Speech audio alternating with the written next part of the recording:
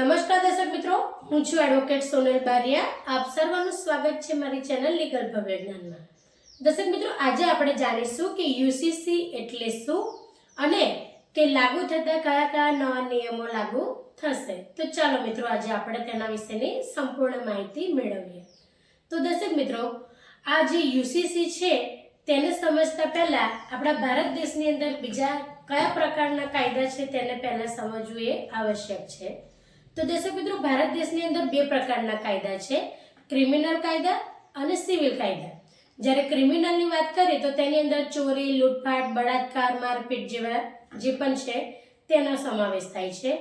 જ્યારે સિવિલની વાત કરીએ તો સિવિલ કાયદાની અંદર દર્શક મિત્રો લગ્ન, છૂટાછેડા, તે ઉપરાંત જમીનને લગતી બાબતો, ભરણપોષણને લગતી બાબતોનો સમાવેશ થાય છે.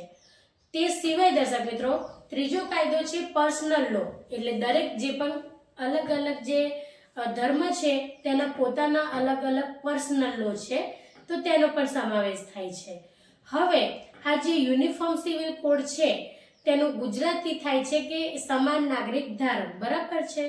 તો આ લાવવા પાછળનો કાયદો જે છે એનો મુખ્ય ઉદ્દેશ્ય એ છે દર્શક મિત્રો કે જે પર્સનલ લો છે તેની અંદર જે અલગ અલગ પ્રકારના કાયદાઓ છે પોતાના ધર્મ પ્રમાણે એ દરેકને એક સમાન રાખવા છે, કે જેની અંદર એ જે પણ અલગ અલગ રીતિ રિવાજો છે હિન્દુના, મુસ્લિમમાં, ક્રિશ્ચિયનમાં, ગમે તે એ જે અલગ અલગ કાયદા છે તેની અંદર જે અમુક બાબતો છે ને દર્શક મિત્રો તેને એક સમાન રાખવા બાબતનો આ ઉદ્દેશ્ય છે.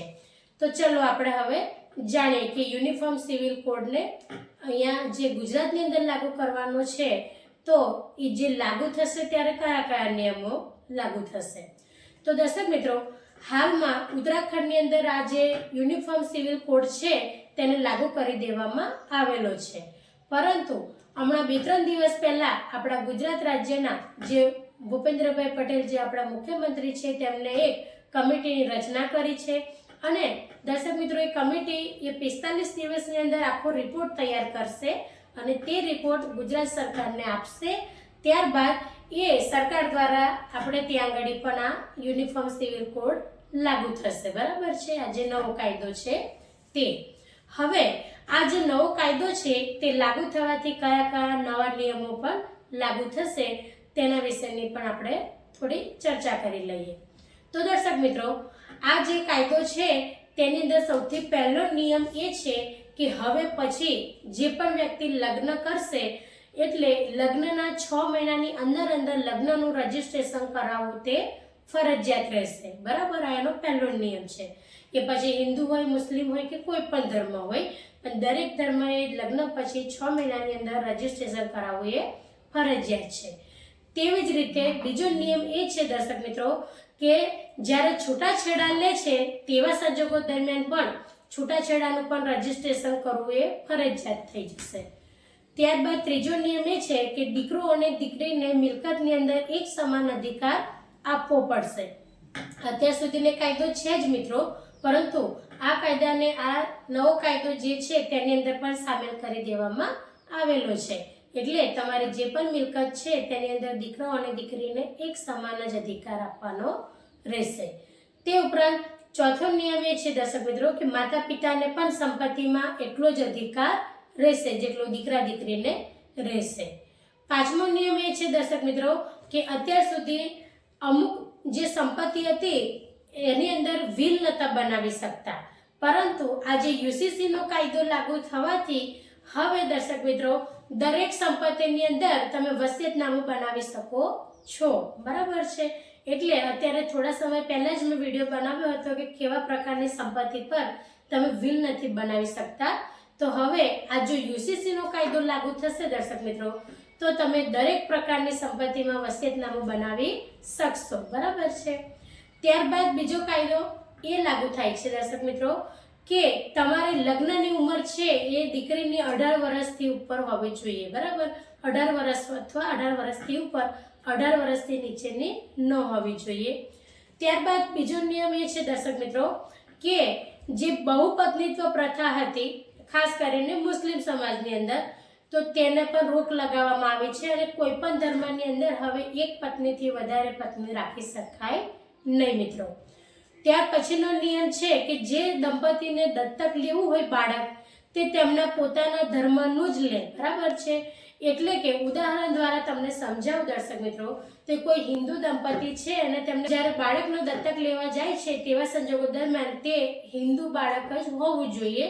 એટલે કે જે ધર્મનો વ્યક્તિ જે ધર્મના હોય તે જ ધર્મનો એમને બાળક દત્તક લેવાનું રહેશે.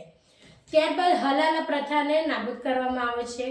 દર્શક મિત્રો, હલાલા વિશેની સ્પષ્ટતા કરી દઉં કે હલાલા શબ્દ એ મુસ્લિમ સમાજ માટે જ્યારે છૂટાછેડા લેવામાં હોય છે તે વખતે એ જે પ્રક્રિયા છે તેને હલાલા કહેવામાં આવે છે. એ પ્રક્રિયામાં શું થાય છે તો ઉદાહરણ દ્વારા તમને સમજાવું કે એક પત્ની છે કે જે તેના લગ્ન થયા એ પુરુષ સાથેથી તેને છૂટાછેડા લઈ લીધા છે, પરંતુ કોઈ કારણોસર તે પત્નીએ તેના પોતાના પતિ સાથે ફરી લગ્ન કરવા છે. બરાબર છે. તો તેવા સંજોગો દરમિયાન તે પત્નીએ ફરજિયાતપણે બીજા પુરુષ સાથે લગ્ન કરવા પડે અને તે જે બીજા પુરુષ સાથે લગ્ન કરે છે તે બીજો પુરુષ તેને છૂટાછેડા આપે ત્યારબાદ તે પત્ની ફરી પાછા તેના પતિ પાસે જઈ શકે છે. આ જે પ્રક્રિયા છે તેને હલાલા કહેવાય છે. તો આ હલાલા જે પ્રક્રિયા છે તેને નાબૂદ કરવામાં આવશે દર્શક મિત્રો. બરાબર છે. તે ઉપરાંત દર્શક મિત્રો, જે આ નવી સિસ્ટમ છે, બરાબર છે, 21મી સદીની અંદર હવે નવી તમને પ્રક્રિયા જોવા મળે તેનો પણ કાયદાએ અમલવારી કરવા માટેનો નિયમ ઘડ્યો છે. લિવિંગ રિલેશનશિપ એટલે કે લગ્ન પહેલા છોકરો અને છોકરી એક સાથે રહે, પણ કેવા સંજોગો દરમિયાન 18 વર્ષથી ઉપરના એટલે કે પુખ્ત વયના કોઈ પણ દીકરો કે દીકરી એ એક સાથે લગ્ન કર્યા હોય તે જ રીતે રિલેશનશિપની અંદર રહી શકે છે. તો આના માટે પણ રજિસ્ટ્રેશન કમ્પલસરી કરવાનું રહેશે. હવે આ જે રિલેશન છે તેની અંદર લીવ રિલેશનની અંદર દર્શક મિત્રો જે સંતાન જો થશે તો તેવા સંજોગો દરમિયાન આ રિલેશનશિપના બાળકો પણ કાયદેસરના ગણાશે અને સંપત્તિની અંદર એમનો એટલો જ અધિકાર રહેશે કે જેટલા લગ્ન કરીને સાથે પતિ પત્ની રહેતા હોય અને તેમના દ્વારા જે પણ બાળકો ઉત્પન્ન થાય તેમનો જેટલો પણ અધિકાર છે એટલો જ અધિકાર આ લીવ રિલેશનશિપ વાળાનો પણ રહેશે. તે ઉપરાંત દર્શક મિત્રો, જે પણ છોકરી સાથે રહે છે રિલેશનશિપની અંદર તો એમનું સ્વાભાવિક છે કે રજિસ્ટ્રેશન કરાવવું તો ફરજિયાત છે જ. તો તેવી છોકરી જો રિલેશનશિપમાં નહીં રહે અથવા છોકરો તેને ના પાડી દેશે કે હવે આપણે રિલેશનશિપમાં નથી રહેવું, તેવા સંજોગો દરમિયાન દર્શક મિત્રો તે છોકરી ભરણ પોષણનો દાવો પણ કરી શકશે. આ નવો નિયમ આ યુસીસીની અંદર લાગુ કરવામાં આવેલો છે. એટલે આ કાયદો ઘણા બધા જે પણ અલગ અલગ લો હતા તેની અંદરથી અમુક જે મુખ્ય બાબતો છે તે દરેક ધર્મને કોઈ પણ પ્રકારનો ભેદભાવ વગર લાગુ રહેશે. બરાબર છે. એની અંદર ધર્મ જાતિ જ્ઞાતિને બાહ્ય રાખવામાં નહીં આવે. પરંતુ દર્શક મિત્રો એક નોંધનીય બાબત છે કે આ જે યુસીસીનો કાયદો છે તેની અંદરથી અનુસૂચિત જાતિને જે પણ જ્ઞાતિઓ છે એમને બાકાત રાખવામાં આવેલો છે. એટલે જો ગુજરાતની અંદર આ યુસીસીનો કાયદો લાગુ થશે તો તેની અંદર અનુસૂચિત જાતિના જેટલા પણ વર્ગ છે તેને આ કાયદો લાગુ કરવામાં આવે નહીં. બરાબર છે. તેમને નહીં લાગુ થાય. અનુસૂચિત જાતિ સિવાયના દરેક વ્યક્તિને એ પછી કોઈ પણ ધર્મના હોય દરેકને આ કાયદો લાગુ થશે.